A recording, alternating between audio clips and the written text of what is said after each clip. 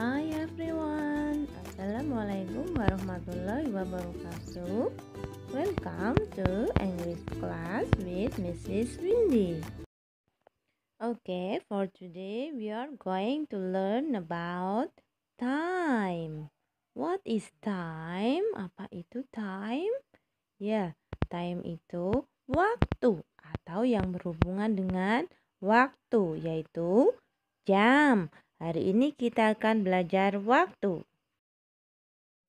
Sebelum belajar tentang jam, anak-anak harus pahami kosakata ini dulu ya. Ada o'clock.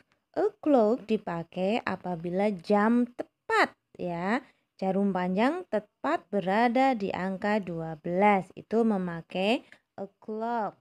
Tapi kalau pas itu artinya lebih, to kurang, a quarter past itu berarti lebih 15 menit.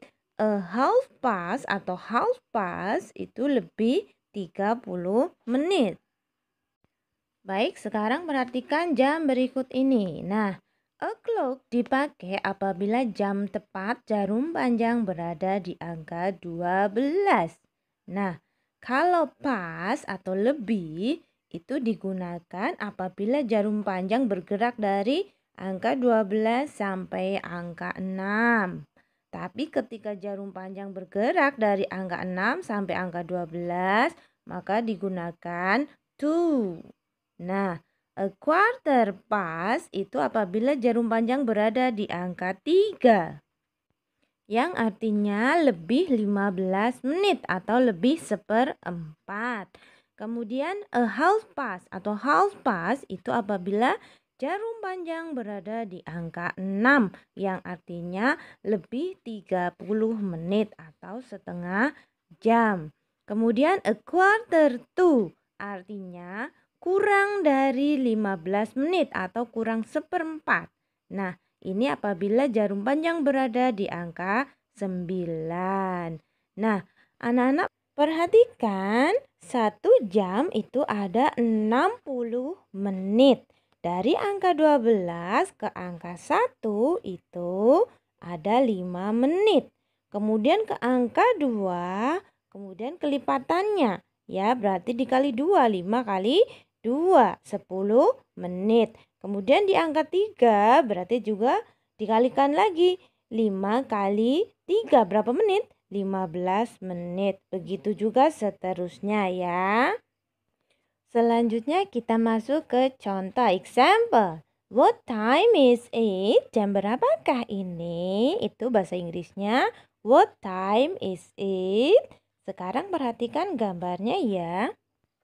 Nah, seperti tadi yang saya jelaskan, apabila jarum panjang tepat di angka 12 menggunakan o'clock atau jam tepat.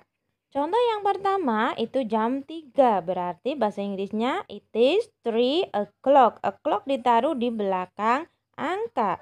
Kemudian jam 6, it is 6 o'clock. Kemudian jam 12, it is 12 o'clock. Jadi jam dulu baru o'clock ya.